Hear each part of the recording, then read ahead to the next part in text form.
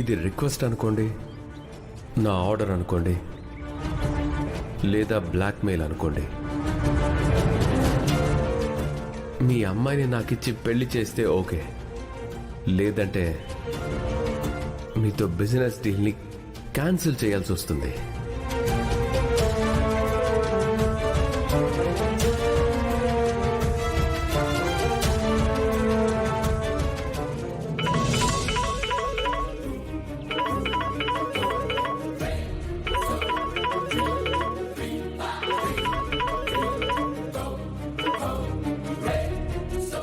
Hello Vikrant, నేను చెప్పిన విషయం ఏం చేశారు మ్యామ్?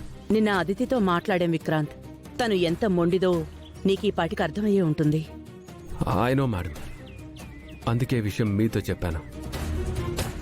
మీరే తనని ఒప్పించాల్సి ఉంటుంది. నా ప్రయత్నం నేను చేస్తున్నాను విక్రాంత్, కానీ తను పెళ్లి విషయంలో చాలా పర్టికులర్గా ఉంది. తనిప్పుడే ఒప్పుకునేలా లేదు. నాకు కొంచెం టైం ఇవ్వు. ఓకే మేడం, నేను అది అర్థం చేసుకోగలను. కానీ ఎట్టి పరిస్థితుల్లోనూ మీరు అతిథిని ఒప్పించాలి. మీరు కోరినట్టే నేను మీకు టైం ఇస్తాను, కానీ అతిథినిచ్చి నాకు ఖచ్చితంగా పెళ్లి చేయాలి. మీలాంటి వాడు అల్లుడవ్వడం నాకు సంతోషమే కదా విక్రాంత్. అసలు నువ్వు ఆ ప్రపోజల్ పెట్టగానే నేను చాలా హ్యాపీగా ఫీల్ అయ్యాను. కానీ మా కూతుర్ని ఒప్పించడమే నాకు కొంచెం ప్రాబ్లంగా ఉంది. నువ్వు నా అల్లుడైతే నా బిజినెస్ నెక్స్ట్ లెవెల్కి వెళ్తుంది. అలాగే ఒక మంచివాడి చేతిలో నా కూతుర్ని పెట్టిందాన్ని అవుతాను. నా కూతురు కూడా చాలా హ్యాపీగా ఫీల్ అవుతుంది. నన్ను మీ అల్లుడిని చేసుకోవడం మీకు ఇష్టమే అంటున్నారు కాబట్టి ఎట్టి పరిస్థితుల్లోనూ నాకు అతిథికి పెళ్లి జరగాలి మేడం. అది మీ చేతుల్లోనే ఉంది. ష్యూర్ విక్రాంత్, నేను 100% ట్రై చేస్తాను. ఎట్టి పరిస్థితుల్లోనూ మీ పెళ్లి జరిగేలా చూస్తాను. ఇది బెదిరింపు అనుకోండి, ఇంకేమైనా అనుకోండి. మీరు గనక నాకు అతిథినిచ్చి పెళ్లి చేయకపోతే మన బిజినెస్ పార్ట్నర్షిప్ క్యాన్సిల్ అవుతుంది.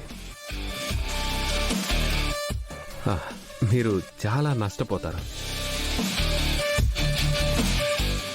ఆ పరిస్థితి తెచ్చుకోవద్దు.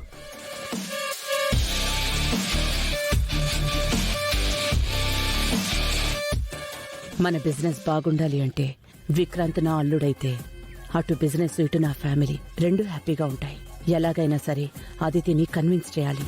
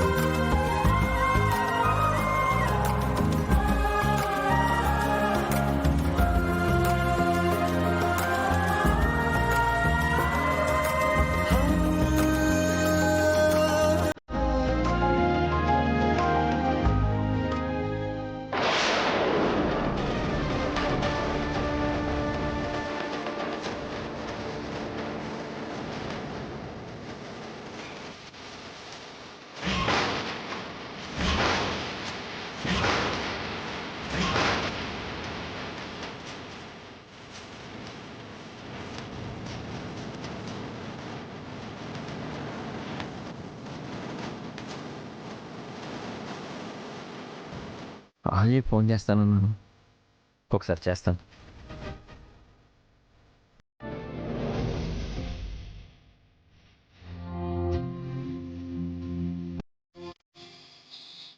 ఇంకా ఏంటి ఆలోచిస్తున్నావు? గౌతమ్ వెళ్ళిపోయాడు. ఇక నువ్వు బయలుదేరే టైం వచ్చింది. తెల్లవారేసరికి నువ్వు ఇంట్లో ఉండకూడదు.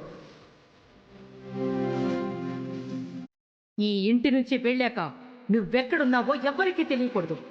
ఈ ఇంటితో, ఇంట్లో మనుషులతో నువ్వెలాంటి సంబంధం పెట్టుకోకూడదు.